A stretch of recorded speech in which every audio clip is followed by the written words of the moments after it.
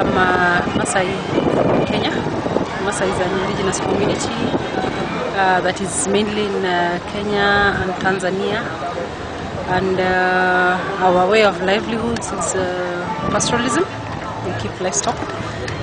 But I'm also here representing an indigenous community, indigenous people's network on climate change. We have different indigenous communities in Kenya, so we are here in that capacity as well.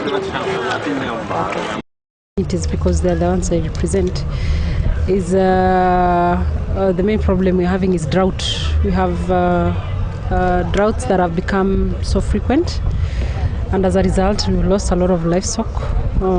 Before the community can recover, another drought strikes, and as a result there's been a lot of damages to the community. That is the social network of the community. The Maasai community was used to living together, but because of drought they have to move every now and then to search for pasture for their livestock.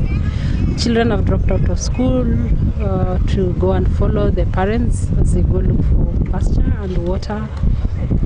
And so basically it's been very hard, and the women can't do anything else. The community, they spend a lot of time, a lot of hours walking for kilometers to get water. And so yeah, we feel that the situation is worsening, and when we are here we join our brothers and sisters in the indigenous communities to speak together as one group who have culturally kept their way of life. We've conserved our cultures, we've lived with nature and preserved nature the way it is, whether we live in forests or in rangelands. We've lived harmoniously with nature. So we're just here to pass a message that indigenous peoples are affected, and even though they've preserved the environment, even though they've lived harmoniously, they're the ones who kept the forests intact, yet the discussions on forests, on RED, on climate change basically does not include the indigenous people's issues.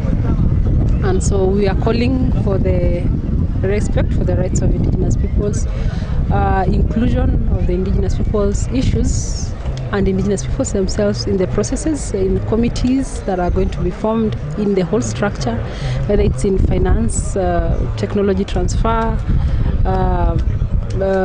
adaptation, mitigation. Indigenous peoples have traditional knowledge that has helped them preserve the forests, that has enabled them to live without conflict with nature or wildlife.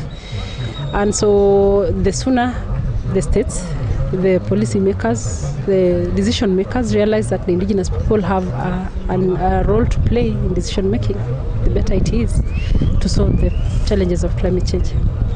Yeah. Okay. Thank you.